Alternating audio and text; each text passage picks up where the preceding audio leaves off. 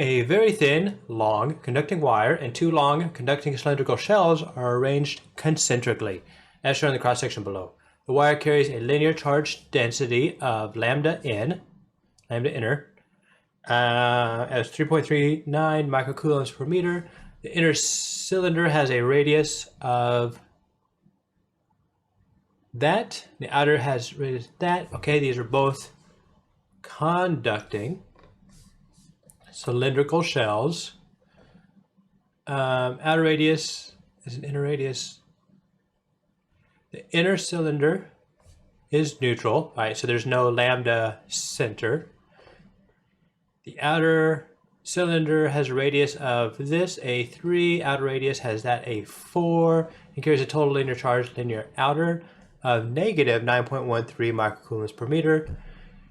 We denote the values of the electric potential at distance A1 through A4 from the center as respectively V1 through V4. Okay, that seems reasonable. In this problem, we choose to set the potential so that V1 equals 0. Okay? Which of the following collections of statements about potentials V2, V3, and V4 are correct? Okay, so here's the picture. Write down some things that we know.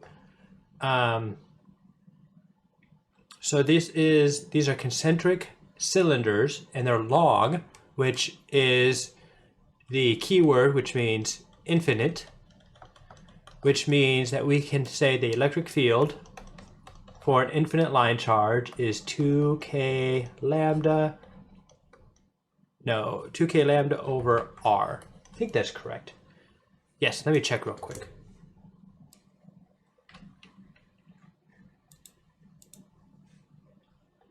Yes, 2k lambda over r. That is correct. So E equals 2k lambda over r. That's going to be the electric field due to a infinite charge, line of charge. And this lambda is specifically going to be lambda enclosed. We're only going to look at the enclosed lambda. And part of that comes from the idea that the derivation for this formula probably comes from Gauss's law, which uses Q enclosed. So, yes, and these are conductors. So electric field in a conductor equals 0. And since V equals negative integral E dx, this is supposed to be a V. I should work better on my V's. V. There we go. V for voltage. Voltage inside a conductor equals constant. So it's not that different conductors can have different voltages, different potentials, but within a single conductor, it's going to be the same. So what I'm going to say is that, and these radii, these voltages are actually touching the surface. So you might be like, well, is it touching the surface or is it just a little bit below it? We're going to say touching. And so I'm going to say that voltage 1 equals voltage 2 because they're both touching the same conductor, and voltage 3 equals voltage 4. And specifically then, so if you start like from here, this is voltage 2. I'm going to say that voltage 3 equals voltage 2 plus difference V2, voltage between 2 and 3. So this statement might seem a little bit excessive and unneeded. We'll get to that one in a sec. But this is saying that our voltage, our potential at 3, is the same as voltage at 2 plus the difference in our voltage between 2 and 3. And I know it's almost redundant saying delta V because voltage is always a difference. So there's no difference potential. It's like, you just leave off the delta. I know. I'm just trying to highlight the point that we're looking at just that specific difference there. But you are correct. Okay. So right off the bat, we know V1 equals V2, V3 equals V4. So we know that V1 equals 0 because they tell us such. So we can right away be like, all right, D and E are gone, which is nice because it means we have a 1/3 chance of getting this one correct. So we just went from a 20% chance to a 33%. Pretty nice, sweet. Then V3 and V4 equals the same. So these are so the top one is, because it has V3 and V4 are different. So now we need to find, now we have 50-50, which is pretty nice, between B and C. So what I'm going to do is I'm going to solve this problem right here. So I'm going to say that V3 equals V2 plus delta V23. I know, exact same thing. We know that V2 equals 0, and we know that voltage equals negative integral E dx. So specifically, there's going to be negative integral 2k lambda, specifically lambda inner, because that's the enclosed lambda at 4, or that's the enclosed lambda at 3, and 3 is going to be the same as 4, over r dx. So we can pull out our constants, negative 2k lambda inner, integral 1 over r, and dr and dx, this are the same thing, dx equals dr, because the way a cylindrical, dx is just kind of the generic formula for position, and when you're talking about cylinder, we're talking about radius, so they're the same in this case.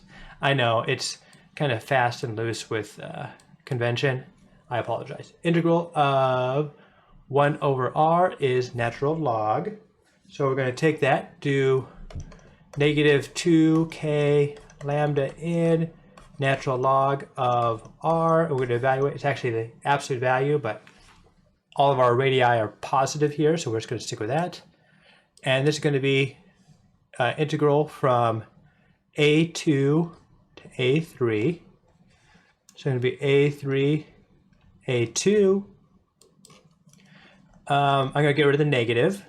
So it's going to be 2k lambda in. The negative is going to cause me to flip the limits of integration. And so we're going to have natural log of a2 minus natural log of a3, which is the same as a2 divided by a3. That's just a log rule. I know, that's one of those log rules, like, oh, I didn't think I'd ever use it, so I just forgot it, which is understandable, though in this case, tragic.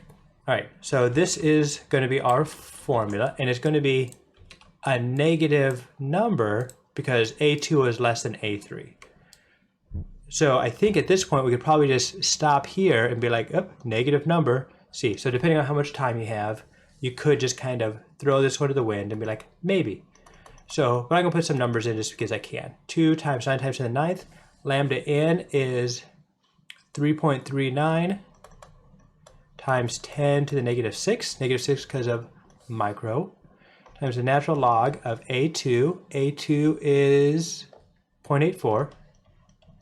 And a3 is 1.23. Do some quick simplifications here.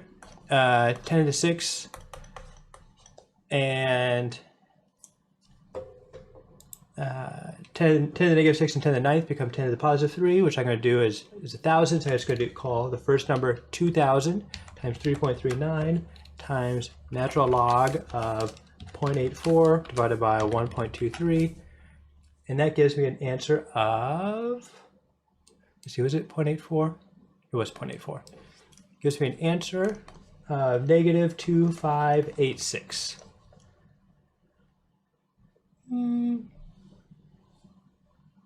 Which is about that.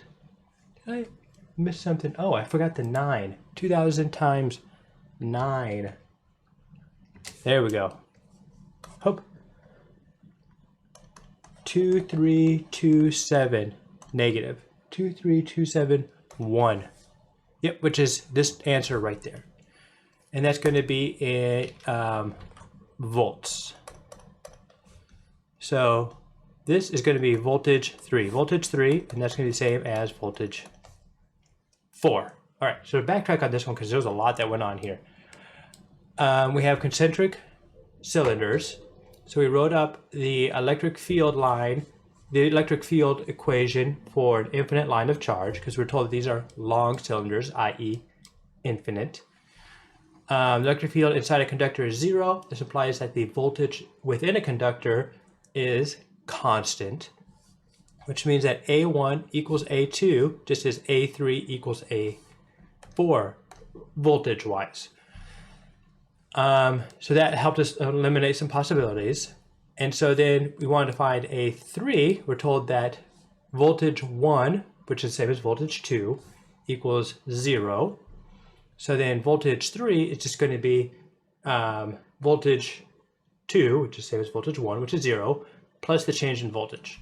And the change in voltage we found by taking the voltage, or change in voltage, is negative integral e dx, where E is the electric field, which we know. We did the integral, we got a natural log, we put in some numbers, and we got an answer. So that was pretty tough, but the actual mechanics of how to do it isn't too bad. Hope that helped. See you next time.